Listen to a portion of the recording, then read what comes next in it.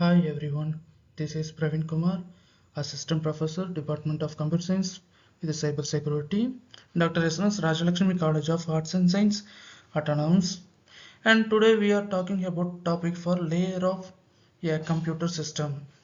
This topic is very easy to understand, and layer structure is type of system structure in which the different service of the operating systems are split into various layers where each layer has specific build defined task to perform. This is of layer of computer system and the application programs and utilize and operating system and hardware. This is nothing one computer hardware to hard disk or for RAM, graphic card, that etc. And this is also called to operating system designer.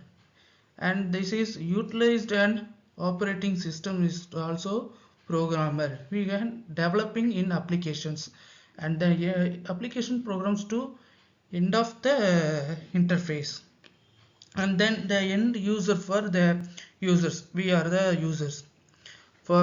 அதாவது இது நான் easiest சொல்லணும்னா, ஒரு அப்ளிகேஷனை நீங்கள் பார்க்கறதுக்கு முன்னாடி இன்னும் எவ்வளோ விஷயங்கள் இருக்குதுன்னா, நம்ம ஹார்ட்ஒர்க் நம்ம எந்த அளவுக்கு நம்ம செக் பண்ணுறோமோ, அட் சேம் டைம் இந்த ஹார்ட்ஒர்க்கு இந்த ஆப்ரேட்டிங் சிஸ்டத்துக்கு அது ஒர்க் ஆகணும். ஸோ அதுக்காக ப்ரோக்ராம் பண்ணுறவங்கள என்ன பண்ணுவாங்கன்னா, அந்த அப்ளிகேஷன் டெவலப்மெண்ட் பண்ணுவோமே இதுக்கு சப்போர்ட் ஆகணும், இதுக்கு சப்போர்ட் ஆகணும்னு சொல்லிட்டு இது பண்ணுவாங்க. ஃபார் எக்ஸாம்பிள், ஒரு வெப் டெவலப்மெண்ட் நீங்கள் எடுத்துருக்கீங்கன்னு வைங்க. ஸோ வெப் டெவலப்மெண்ட்டை நீங்கள் பொறுத்த வரைக்கும் என்ன நடக்கும், இங்கே அவங்க எல்லா வியூவும் கரெக்டாக இருக்கான்னு இல்லையான்னு செக் பண்ணுவாங்க. அதாவது டேப் வியூ இல்லைன்னா லேப்டாப் வியூ, அந்த மாதிரி நிறைய வியூ இருக்குது. ஸோ அந்த வியூக்கு ஏற்ற மாதிரி அவங்க கஸ்டமைஸ் பண்ணுவாங்க. So that's call to application டெவலப்மெண்ட்டுன்னு சொல்லுவாங்க. ஸோ அதே இதுதான் நம்ம இதுலேயும் பண்ணுறது. ப்ரோக்ராமர்ஸ் என்ன பண்ணுவாங்கன்னா, அப்ளிகேஷன்ஸை இன்னும் டெவலப்மெண்ட் பண்ணுவாங்க. There are end of the users. So end of the users nothing but we are the, அதாவது எண்ட் ஆஃப் த யூசர் நாம தான், வேற யாருமே இல்லை, நாம தான் நம்ம யூஸ் பண்ண போகிறோம். ஸோ அதனால அதை நம்ம இது சொல்கிறது. So what operating systems do. So என்ன ஆப்ரேட்டிங் சிஸ்டம் நம்ம யூஸ் பண்ணலாங்கிறத நீங்கள் கேட்டிங்கன்னா, depends on point of view. அதாவது விண்டோஸ் இருக்குது, மேக் ஓஎஸ் இருக்குது. ஸோ எல்லாத்துக்குமே தெரியும் நிறைய ஓஎஸ் இருக்குது. பட் எது பெஸ்ட்டுன்னு சொல்லலாம்னு பார்த்தா வி ஆர் சூஸிங். ஸோ நாம தான் சூஸ் பண்ணணும்.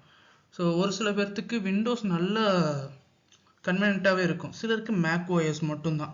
அண்ட் தென் யூசர் ஃப்ரெண்ட்லியாகவும் இருக்கணும்னு சொன்னீங்கன்னா விண்டோஸ் தான். ஆக்சுவலி ப்ரீவியஸான ஒரு இயர்ஸ் சம்திங்லலாம் விண்டோஸ் 7 ரொம்ப ரொம்ப பெஸ்ட்டாக இருக்கும்னு சொல்லுவாங்க. And then next generations to update and then we are now Windows 11. So Windows 11ல் நம்ம இப்போ கரண்ட்டில் இருக்கிறோம். பட் விண்டோஸ் 7க்கும் 11க்கும் இருக்கிற டிஃப்ரென்சேஷன் பார்த்தீங்கன்னா மோர் தென் இருக்குது.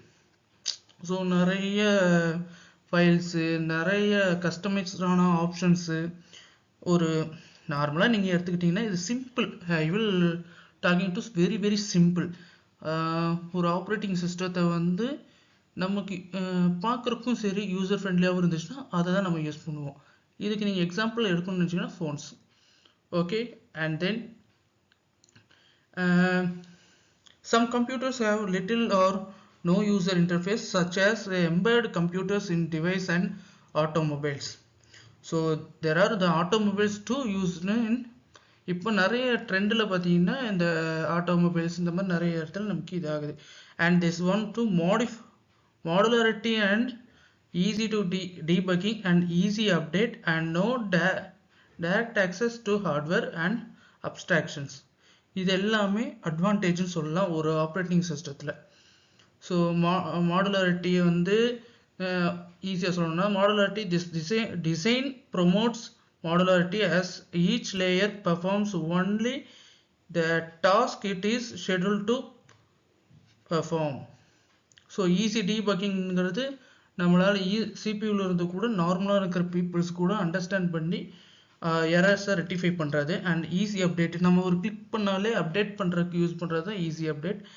And no direct access to hardware, நம்ம டைரெக்டாக ஹார்ட்வேர்க்குள்ளே நம்ம ஆக்சஸ் பண்ண வேண்டாம்.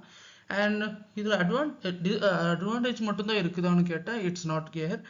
there are டிஸ்அட்வான்டேஜும் நமக்கு இருக்கு. ஃபார் எக்ஸாம்பிள் டிஸ்அட்வான்டேஜ் நீங்கள் பார்த்துக்கிட்டிங்கன்னா காம்ப்ளெக்ஸ் அண்ட் கேர்ஃபுல்லி இம்ப்ளிமெண்டேஷன்ஸ் இருக்குது அண்ட் ஸ்லோவர் இன் எக்ஸ்டென்ஷன் இருக்குது. ஸோ இதெல்லாமே நம்ம இன்டர்ஃபேஸில் வந்து டிஸ்அட்வான்டேஜ் நம்ம சொல்கிறது பேஸில்.